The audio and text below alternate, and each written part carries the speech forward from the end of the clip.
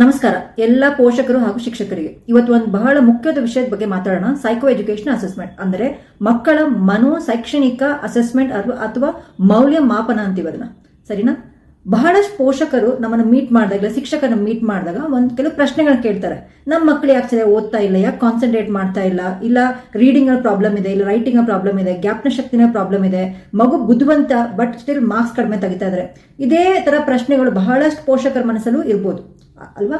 ನಾವ್ ಇದ್ರಲ್ಲಿ ಒಂದು ವಿಷಯ ಅರ್ಥ ಮಾಡ್ಕೋಬೇಕು. ಎಲ್ಲಾ ಮಕ್ಕಳು ಒಂದೇ ಸಮಾನ ಓದಕ್ ಸಾಧ್ಯ ಇಲ್ಲ. ಅವರ ಓದೋ ರೀತಿ ಅಥವಾ ಲರ್ನಿಂಗ್ ಅಂತೀವಿ, learning curve my be very different. ಕೆಲವರಿಗೆ ರೀಡಿಂಗ್ ಅಲ್ಲಿ ಸಮಸ್ಯೆ ಇರ್ಬೋದು, ಕೆಲವು ಬರೆಯೋದ ಸಮಸ್ಯೆ ಇರ್ಬೋದು, ಕೆಲವರಿಗೆ ಗಣಿತದ ಸಮಸ್ಯೆ ಇರ್ಬೋದು, ಕೆಲವರು ಗಮನ ನಿಯಂತ್ರಣದ ಸಮಸ್ಯೆ ಇರ್ಬೋದು, ಇಲ್ಲ ಕೆಲವು ಜ್ಞಾಪನ ಶಕ್ತಿಯ ಸಮಸ್ಯೆ ಇರ್ಬೋದು. ಸೊ ಹಾಗಂತ ಹೇಳಿ ನಾವು ಮಕ್ಕಳನ್ನ ಮಂದ ಬುದ್ಧಿ ಅಂತಾನೂ ನಾವು ಅವರ ಬ್ರ್ಯಾಂಡ್ ಮಾಡಕ್ಕೆ ಆಗಲ್ಲ.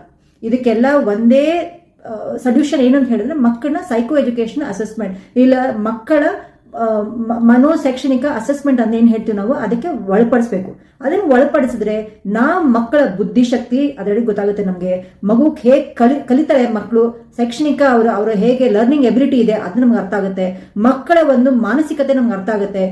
ಮಕ್ಕಳ ಒಂದು ಭಾವನಾ ರೀತಿ ಹೇಗಿದೆ ಅದರ್ಥ ಆಗುತ್ತೆ. ಅವ್ರ reading ability, math ability, writing skills ಹೇಗಿದೆ, ಅವರ ಲರ್ನಿಂಗ್ ಸ್ಟ್ರೆಂತ್ ಏನು, ವೀಕ್ನೆಸ್ ಏನು, ಅವ್ರ IQ ಏನು, ಇದೆಲ್ಲ ಆ ಒಂದು ಅಸೆಸ್ಮೆಂಟ್ ಅಲ್ಲಿ ನಮ್ಗೆ ತಿಳಿಯುತ್ತೆ. ಈ ಅಸೆಸ್ಮೆಂಟ್ ಮಾಡಿದಾಗ ಅದರ ಅಡ್ವಾಂಟೇಜ್ ಏನಂತ ಹೇಳಿದ್ರೆ, ನಾವು ಸಪೋಸ್ ಮಗುಗೆ ಏನೋ ಸಮಸ್ಯೆ ಇದೆ ಅಂತ ಕಂಡು ಬಂತು ಅಂತ ಇಟ್ಕೊಳ್ಳೋಣ, ಆವಾಗ ನಾವು ಮಗುಗೆ ಲರ್ನಿಂಗ್ ಸಪೋರ್ಟ್ ಕೊಡ್ಬೋದು, ರೆಮಿಡಿಯಲ್ ಸಜೆಷನ್ಸ್ ಕೊಡ್ಬೋದು, ರೆಮಿಡಿಯಲ್ ಎಜುಕೇಶನ್ ಪ್ಲಾನ್ ನಾವು ಪ್ರಿಪೇರ್ ಮಾಡಿ ನಿಮ್ಗೆ ಕೊಡ್ಬೋದು, ಲರ್ನಿಂಗ್ ಸ್ಟ್ರಾಟಜೀಸ್ ಹೇಳ್ಕೊಡ್ಬೋದು ನಾವು ನಿಮ್ಗೆ.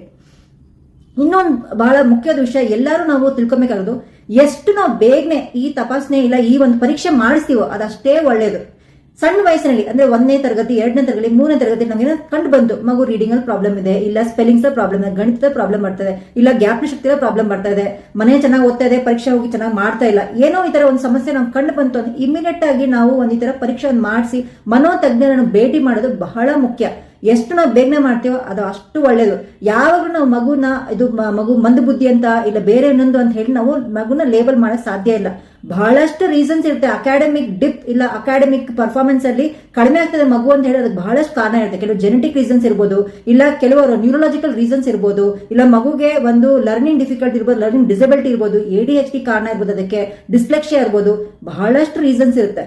ಅದಕ್ಕೆ ಮಗುನ ಒಳ್ಳೆ ಮನೋತಜ್ಞರ ಹತ್ರ ಕರ್ಕೊಂಡು ಹೋಗಿ ಒಂದು ಪರೀಕ್ಷೆ ಮಾಡಿಸೋದು ಬಹಳ ಮುಖ್ಯ.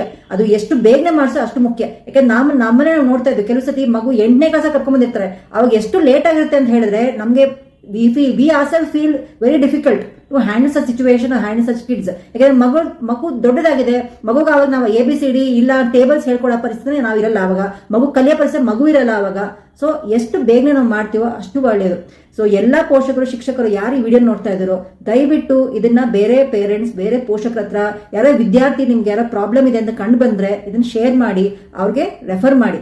ಯಾವ್ದಾದ್ರು ಒಂದು ಸೈಕಾಲಜಿಕಲ್ ಕೌನ್ಸಿಲಿಂಗ್ ಸೆಂಟರ್ಗೆ ಹೋಗ್ಬೇಕು, ಇಲ್ಲ ಮನೋವಿಜ್ಞಾನಿಗಳನ್ನ ಭೇಟಿ ಮಾಡು ಅಂತ ಅವ್ರಿಗೆ ನೀವು ಈ ವಿಡಿಯೋ ಮೂಲಕ ನಾವು ತಿಳಿಸ್ತಾ ಇದೀವಿ. Thank you. कुछ पाने की हो आस आस, कोई अरमा हो जो खास खास आशाएं